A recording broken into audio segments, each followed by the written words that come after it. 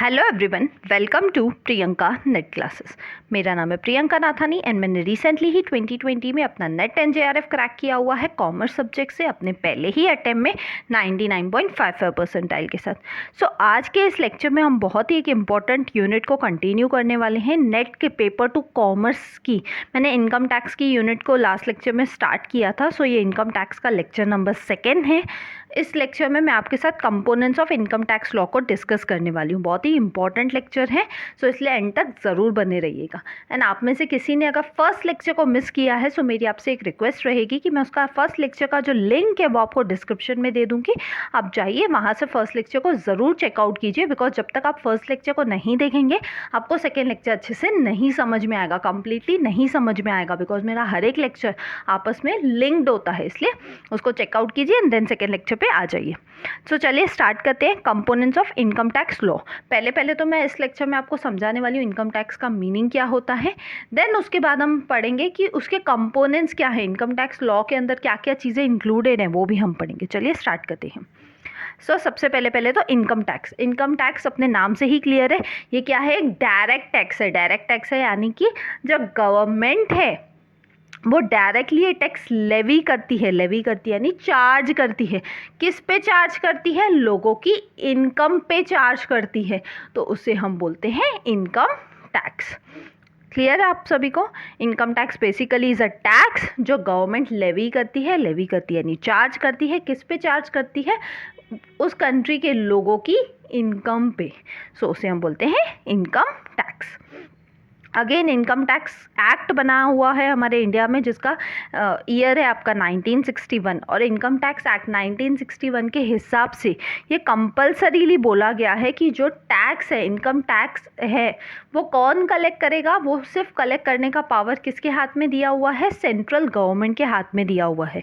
यानी पूरे इंडिया में सेंट्रल गवर्नमेंट के पास पावर है कि वो क्या कर सकती है? लोगों से इनकम टैक्स कलेक्ट कर सकती है, उन पे इनकम टैक्स लेवी कर सकती है, चार्ज कर सकती है। अब कमिंग टू इनकम टैक्स में क्या क्या चीज़ें आती हैं, इनकम में क्या क्या चीज़ें आती हैं। इनकम में इसका मतलब सिर्फ यही नहीं होता कि जो भी मनी आपने सैलरी के फॉर्म में अर्न की है। एक पर्सन की इनकम ज़रूरी नहीं होता कि सिर्फ सैलरी से आए। तो आप बोलोगे फिर क्या क्या चीज़ें इंक्लूड होती हैं? इनकम के अंदर आपकी सैलरी प्लस आपकी इनकम फ्रॉम हाउस प्रॉपर्टी, यानी आपके पास कोई घर था, कोई मकान था, कोई ज़मीन जायदाद वगैरह थी, उसको बेच के भी जब आप इनकम अर्न कर लेते हो तो वो भी आपकी किसके अंदर आ जाती है? Income from house property. Then आपका profit from business and gains या प्रोफेशन।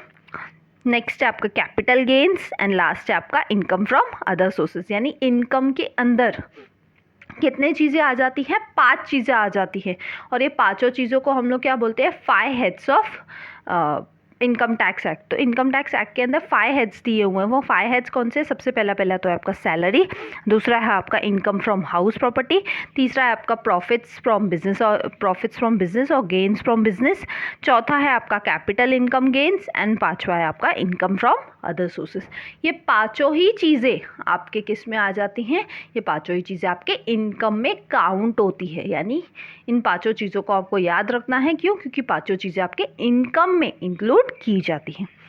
सो आई होप आपको इनकम टैक्स का बेसिक मीनिंग और क्या है उससे रिलेटेड बेसिक चीज़ें वो सब अच्छे से समझ में आ गया होगा। चलिए अब हम देखते हैं components of income tax law. Income tax law के क्या क्या कंपोनेंट्स हैं। सबसे पहला कंपोनेंट तो क्या है? खुद इनकम टैक्स एक्ट 1961। यानी जब भी इनकम टैक्स की बात होगी तो सबसे पहला चीज़ जो इनकम टैक्स एक्ट को देखा जाता है वो देखा जाता है आपका इनकम टैक्स एक्ट 1961 को। यानी जब भी किसी पर्सन को इनकम टैक्स पे करनी होगी या कुछ इश्यूज होंगे तो वो कहाँ पे लुकआउट करेगा? सबसे पहले तो वो लुकआउट या चेकआउट कर सकता है इनकम टैक्स एक्ट 1961 को, उसके प्रोविजंस को चेकआउट करेगा। नेक्स्ट वो किस चीज़ को चेकआउट कर सकता है? इनकम टैक्स के रूल्स को जो आए थे 1962 में। नेक्स्ट है आपका एनुअल फाइनेंस एक्ट। आप सभी को पता है हर साल हमारे कंट्री में क्या होता है? फाइनेंस एक्ट पास होता है, यानी जिसको आप बजट भी बोलते हो। बजट के टाइम पे फाइनेंस एक्ट पास होता है जो हमारी सेंट्रल गवर्नमेंट पास करती है, तो वो भी आपको क्या करना पड़ता है? ध्यान देना पड़ता है। नेक्स्ट है circulars issued by CBDT. Circulars यानी टाइम टू टाइम कुछ ना कुछ नोटिस सर्कुलर्स आते रहते हैं, और वो कौन इशू करता है? CBDT। अब ये CBDT क्या है? CBDT stands for central board of direct taxes.